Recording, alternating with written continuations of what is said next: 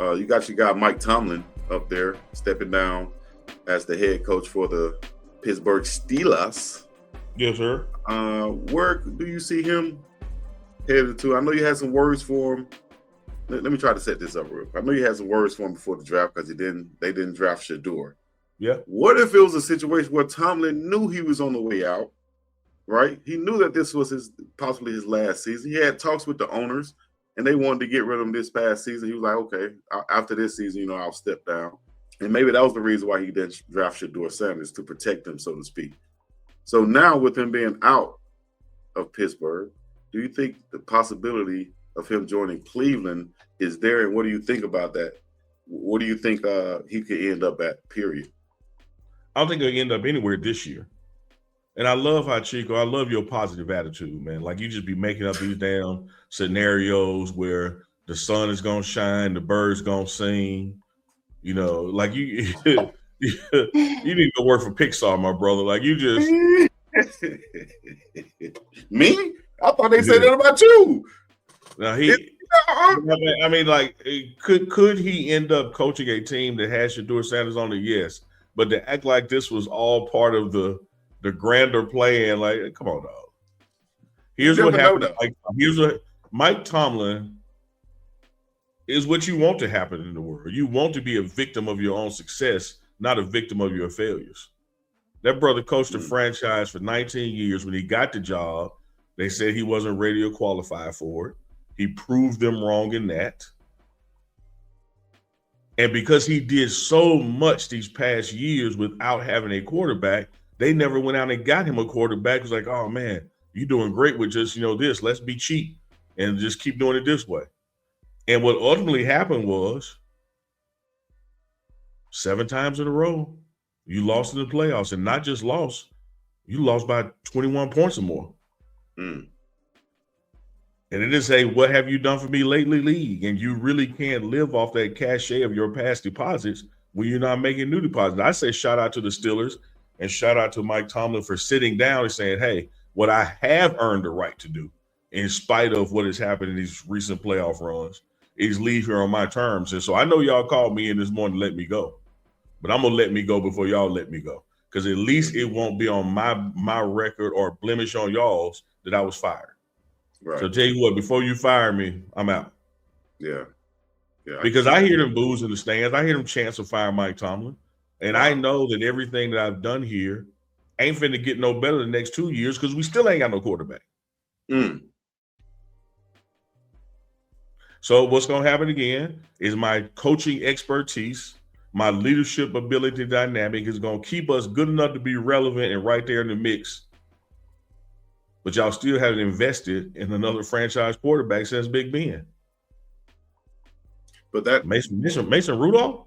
So if you are y'all forgetting what the Steelers been throwing out there the past 5-6 years? But if you're Cleveland, you're like, at least this brings up some a head coach that has stability. And I'm not. We hadn't gotten to the point about where he may end up. What I have gotten to is I don't think he would coach in 2026. Wow. I don't think there's any point to. But you see guys like Franklin from Penn State. A lot of these coaches. I was really thinking about this yesterday, Coach. Like these coaches get so much money on buyouts, and then you see them immediately go get another job somewhere. Like, you have to coach. Like, it's just in my blood. I got to coach. You got $56 million on a buyout to go sit down somewhere. Why are you going to coach somewhere else? Why do you think coaches do that, dog? And why do you not think, like, how much money is enough for a coach to go be like, I'm done? I have no idea. I don't know if there's anything is enough money in the world for some people. But I will say this. I just don't see that brother coaching this year. I don't. But I see him when he wants to. He can coach. Here's the beauty of the Mike Tomlin situation. This dude is a unicorn, man. This dude is the Tom Brady of coaching. He has done something nobody else has done. The only person that's done what he's done before wasn't able to transition other stuff because other stuff didn't exist at the time.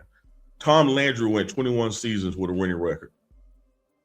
But you didn't have ESPN and Monday Night Football and Thursday Night Football and Sunday Night Football. Like, he couldn't transition into broadcasting like you could do now. Yeah.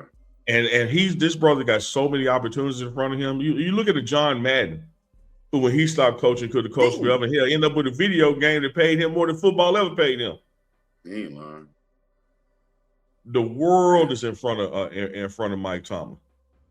Hall of Fame coach, never had a losing season, got Super Bowl rings. He is first ballot Hall of Famer as relates to being a coach. He ain't got to rush into nothing. Mm-mm. But he rushed out of y'all booing him in the stadium that he did so much for y'all in. Yeah, Like, man, it's only so. Man, I'm good. Yeah, it's only so long I think that someone could just hear or and feel the people just not appreciating them. You know what I mean? After what they've done so long, I think. But some people say, man, that's just mediocre. You just flying right there, barely, not having losing seasons, whether it's 8-8, things like that. So you have people looking at different perspectives. I think that Mike Tomlin is a great coach. He might be something that Cleveland needs. But you got to look at it this way too, Chico. Here's a standpoint that a lot of people fail to look at, like the economics and how your market keeps on moving and keeps on growing and elevating. If you want to just go with the 7 years that they've gotten bounced from the playoffs, right? Now, we've already established they've never had a losing record under him, meaning if I'm a kid in Pittsburgh and I was born 12 years ago, I ain't never seen this dude lose or have a losing season. Mm-hmm. But you know what I've also not seen? I ain't seen us go nowhere. And as your market starts to age and people who've been historic fans get old and stop coming to games, you got to start doing stuff that attracts new people to buy tickets and jerseys. And what don't do that is what you did yesterday and what you did 10 years ago and what you did 15 years ago. So you got somebody out there who's 21, they now 28, and they got expendable income for tickets and jerseys and all that, and they ain't seen the Steelers do a damn thing. You gonna hold on to everybody to 70 to 77, or you gonna worry about these new groups? It's like when you go to church, Chico. Shout out to Reverend B.J. Nelson out there somewhere. Wow. If you go to a church and don't hear a baby crying, you can get ready to close that church in about 20 years. So there's no future in the church, huh? Ain't no growth in generations. Ain't no growth in it. Once we bury all these people, close the door. Oh man, that's wild. Well, hey man, the last question on that right there. Would Tomlin unlock Shedeur or limit Shedeur in his growth? What do you think?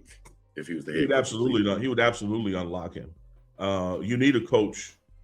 And let me tell you this, Chico, because we talked about this before the draft, during the draft, after the draft.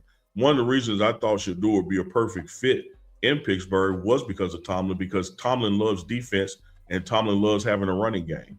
And there's nothing that takes the quote unquote pressures off of a young quarterback than knowing he's got a defense out there that got his back and knowing that he can hand it off to a back that can get these 3-4 yards when it's 3rd and 4 instead of me having to throw it every time. And if you don't believe it, look what the Texans just did to C.J. Stroud. Yeah. C.J. Stroud did everything he could to get a game away. And his defense, he turned over the defense, get it right back.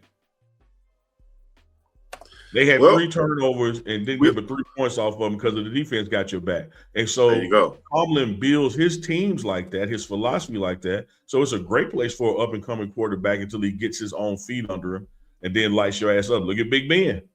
Yeah. And look at that defense that Cleveland has, too. Number 2 pass defense in the NFL. She had Myles Garrett setting the sack record. Got a lot of young, bright stars out there. I think Tomlin can unlock that or continue to unlock that defense. You got Jim Schwartz there. He's also been interviewed by the Cleveland Browns. So we'll see what they do there at the coach position. I think it's very, very important, though. You get a coach that believes in Shedeur Sanders. As far as from our perspective for the success for Shedeur. I was watching at the request of Warren Sapp. No, go ahead. I don't know because I wasn't there, but I would have to imagine Stefanski was fired because of Shedeur. Not because Shedeur asked to be fired. Nyland said that. I'm saying he was fired not because of their record. This is a 2-time coach of the year in the NFL. I think he was fired because of how he bungled the whole situation between Dillon and Shedeur. From the jump. I mean, you're talking about if Shedeur has those reins earlier, they absolutely make the playoffs. You make the playoffs, that's more money for parking, that's more money for the hot dog man, that's more money for tickets and jerseys, etc. This stuff be having an economic impact. Yeah. That we fail to also acknowledge as fans, not that we don't see it, but it's an extra level of this stuff, to the owners out there. And it ain't just about this, that, and the other. I bought this business as a business. I bought this business to make more money than I paid for it. Yeah. And you're doing things on the field, Kevin, that are ultimately costing me money. Mm-hmm. Because even if we would have lost some of those games along the way, look at the money we would have made along the way. Because even early on, during fall camp, what I call fall camp, it ain't that in the NFL, he was the most talked to quarterback, he being Shedeur, than even the number 1 pick overall. Yeah. So yeah, Tomlin, just finish your question, Chico. That Tomlin, man, has a bright future in whatever he wants to do, because that brother's earned that and built that. He has lost no cachet in his standing. No more than Tom Landry did when Jerry Jones came in and let him go. They are legendary, historic coaches who accomplished something that nobody did before or after them.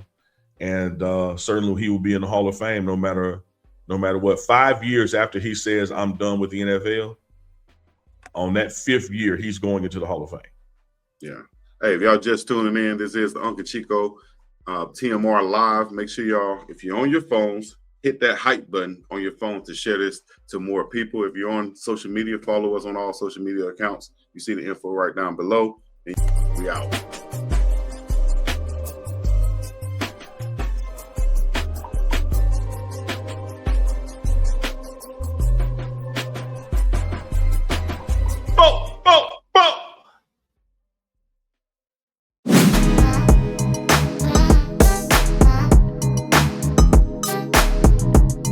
Another live with Unc and Big Dog Chico.